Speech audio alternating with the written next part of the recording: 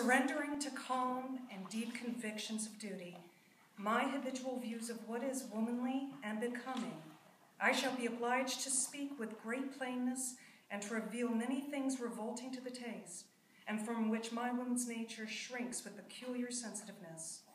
But truth is the highest consideration to make you hasten to the relief of the victims of legalized barbarity. I come as the advocate of helpless, forgotten, insane, and idiotic men and women.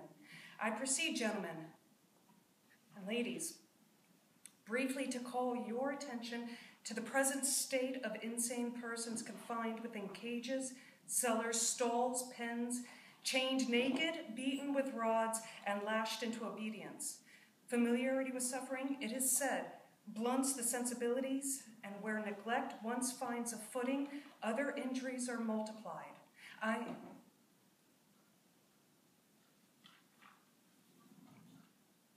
have writ more on cold facts, severe facts, but I fear it would neither do a justice nor truly instill within you from what I myself have seen.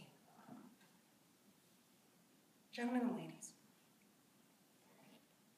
I have taken it upon myself to visit as many hospitals, almshouses, and prisons as I can, so I myself can come to you and tell you what I have seen with mine own eyes. Prisons and almshouses is not the place for those of the disordered mind to be. They are not criminals. They are not poor. Many almshouses suffer from lack of coin and good, proper facilities to help those of the disordered mind. Those that need kindness and compassion. An almshouse is to simply be a building where those of a community that cannot help themselves are thrown into and forgotten. The abuse of the disordered generally is through neglect and want of resources, not of cruelty. But that does not mean that the cruelty does not exist. Prisons, for those of the criminal element, is not a place for the disordered mind. A prison is housed of thieves and prostitutes, rapists, murderers, and they place insensible women side by side with these people. Women who cannot defend themselves, who are in fact unable to stop the abuses heaped upon them, time and time again, the violation of not only their bodies, but of their dignity and their very souls. I have personally witnessed a young woman who has been in a prison in the state of New Jersey since she was very young. And she has been sorely used until she herself has had a child she cannot begin to care for, let alone care for herself. And that female child is there in that very same room as her mother, as the rapist that has brought forth this child. In these buildings, if you will, people are chained, they are beaten, they are fettered to walls for years upon end, unable to move. They are laying in their own waste, and they're forgotten. And I do not feel that we, as a Christian nation, can forget those that are our brothers and our sisters and our families. There are many of them that can be helped, and that is what I wish to impress upon you, gentlemen and ladies, that these persons, they are our duty as much as any child of this country. We cannot just simply throw them by the wayside. We have an obligation to them. There are some that I myself have helped bring them back to a normal state of mind. Those of the idiotic nature, the simple-minded, simple industry makes them feel useful in this world. And we can help cure them. And those that we cannot cure with industry and prayer and education, there are now curatives that can ease their suffering. This is why I come to you, Massachusetts. You have always, always been in the forefront of change. And I am asking you this day to once ahead, step ahead of the other states. Show this great country of ours what it means to care about the poor, about the insane, about the helpless. I implore each and every one of you to think hard to yourselves if this were one of your own family. Would you be able to sleep at night knowing that your brother, your sister, your father is chained in a cage? Because that is indeed what is occurring now, today. I ask each and every one of you to take upon the responsibility of helping another. Their disorder is our fault. This is the price we pay for civilization. Now I ask each and every one of you, what is it that you need from me? How may I appeal to your sense of decency? Anything you ask of me, I will be more than happy to give you the full extent of my knowledge, if it will in fact help you consider this legislation. And I understand before you begin to tally the numbers this will cause, if you will just hear my proposal. I am asking for a great deal of land from you. I am asking for almost 30,000 acres of your virgin territory. And I understand that this is a great deal of coin that Massachusetts will never see back. But think about it. If you were to allow a hospital, a good, decent hospital, to be built upon your land, think of all the good we could do. Think of the facilities, the medical knowledge we could bring for these people. Think of the community that could be built, each one helping each other. And we could say Massachusetts did this first. Now pray. I ask, anything that I could say to you to ease your concerns, ask me anything. I am here to lay myself out to you.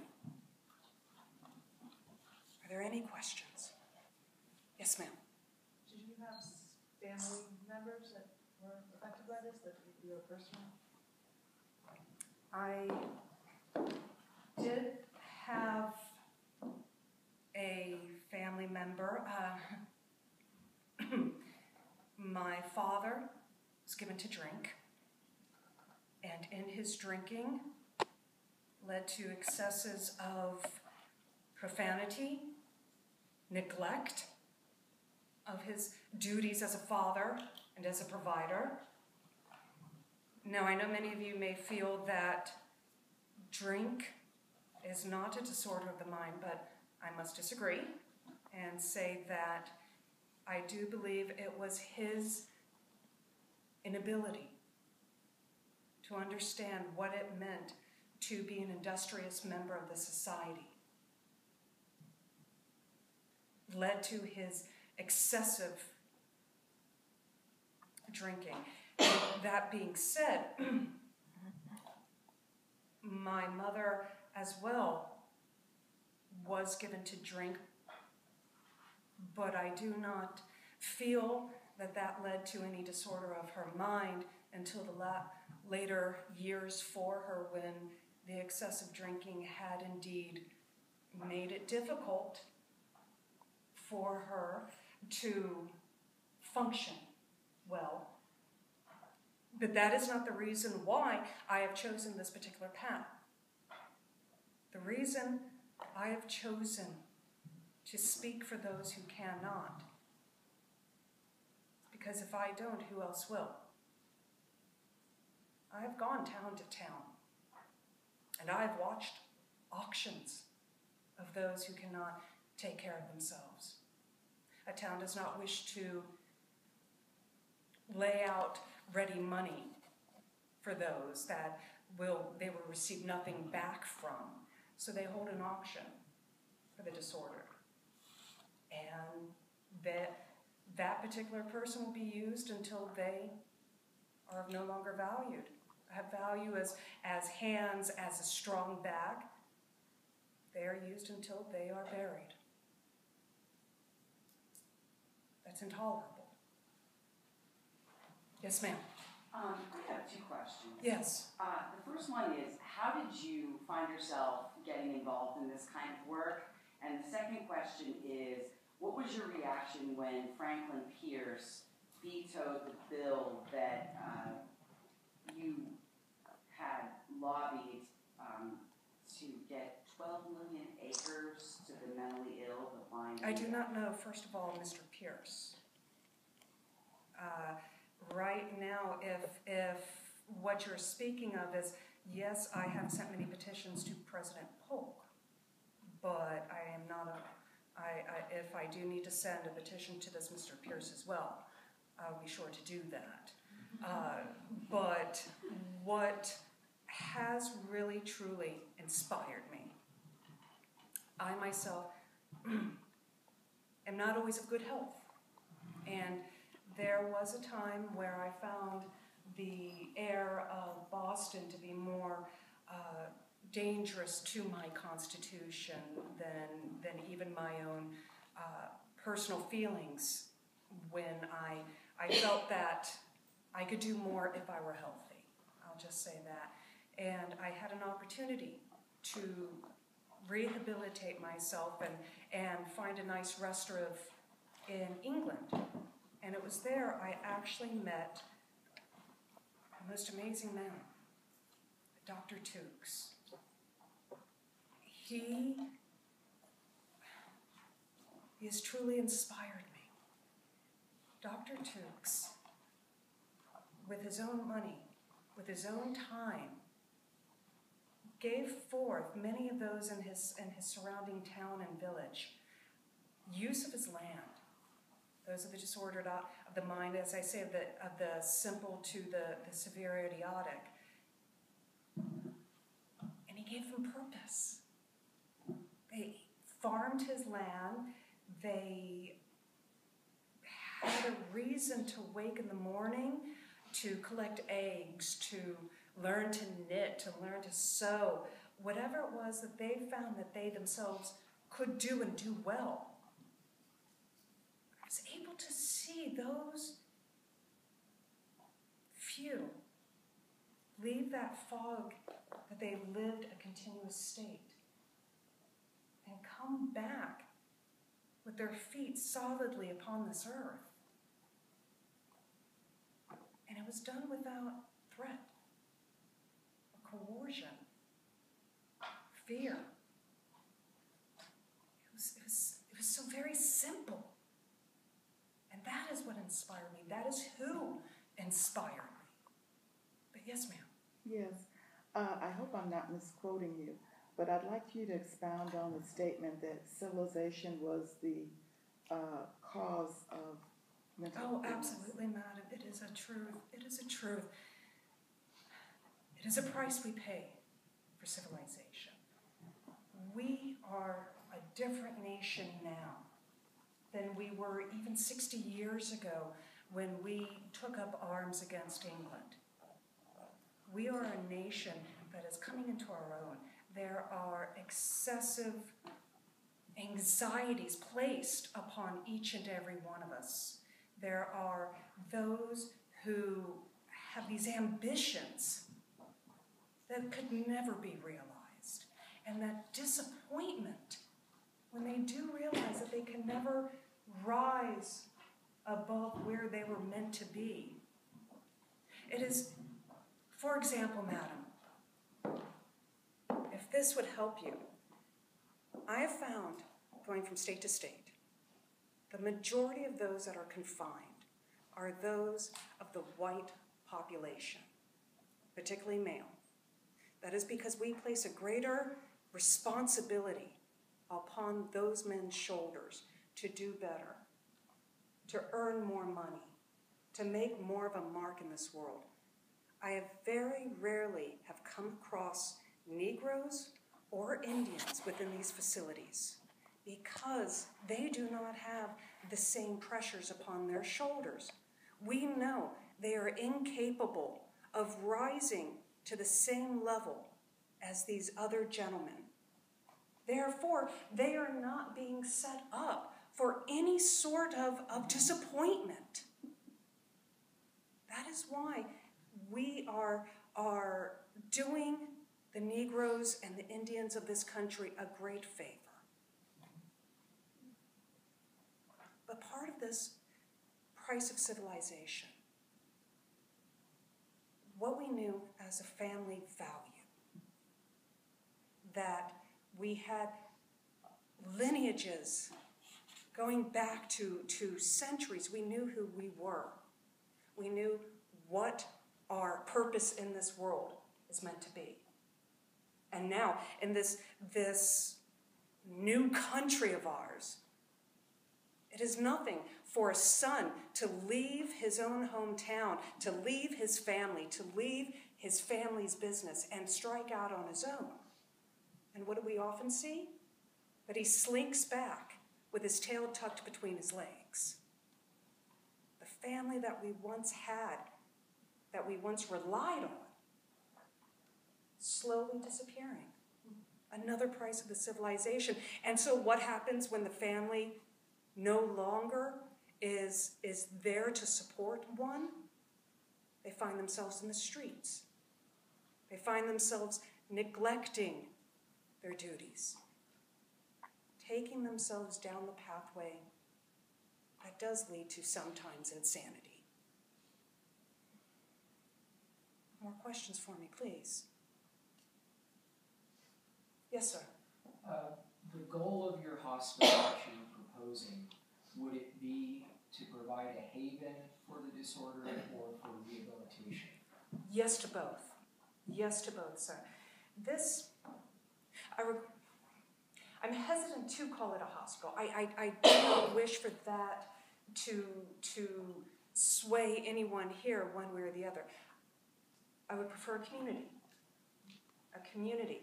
But yes, for those that are capable of being cured, then absolutely rehabilitation. And as I say, if it's not even simple industry, education. Education for women. Education for the small, for the young. There is a world out there that so many do not know of, that without the ability to read or to write, they find themselves helpless at another's fist. Not all can be cured. That is a truth. That is a truth. There are new curatives out there. Laudanum has done extraordinary good for those that can be influenced by it. Yes. But at least they would have a place to be safe. And I think that's what I'm asking more for this community, is where there's a place for them to have safety. So they do not have to sleep side by side with a murderer. And may I say that in the case, as I said, of the woman who has given birth to a child in the prison, New Jersey is leading this nation, and what they feel is the proper way to rehabilitate criminals. But the state of New Jersey does not make allowances for who is that of a criminal mind and for who is that of a disordered mind. Yes, ma'am. Do you fear personally that people may question your own mental stability, that although your goal is for the mentally insane, you're doing it through a political movement, and everyone knows that women are incapable of grasping political understanding? That is true. That is true, which is why I was surprised to find gentlemen here today. I truly did expect to be speaking simply with the ladies and the wives of those of the Massachusetts General Assembly. Although you have been invited to speak to the New Jersey Assembly. And it was a very uncomfortable, at a time I thought fruitless, endeavor, because it is true that a woman's mind does not grasp politics, to use your words, madam, very well as a man's. However, we women have a sympathy and a compassion that a man is not capable of either. No offense, gentlemen. But women, we see more of the future in terms of the cost for the individual than a man does. And I thought by appealing to you ladies that perhaps we would, as one voice, change more of the gentlemen's opinions in the legislature. I'm gratified that you gentlemen have taken this time to attend this meeting. But I see some of you gentlemen just staring at me, not even attempting to participate, so I have to ask myself, have you already stopped listening?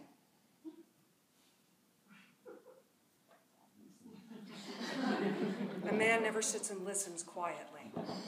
Yeah, and then you, madam, but yes, sir.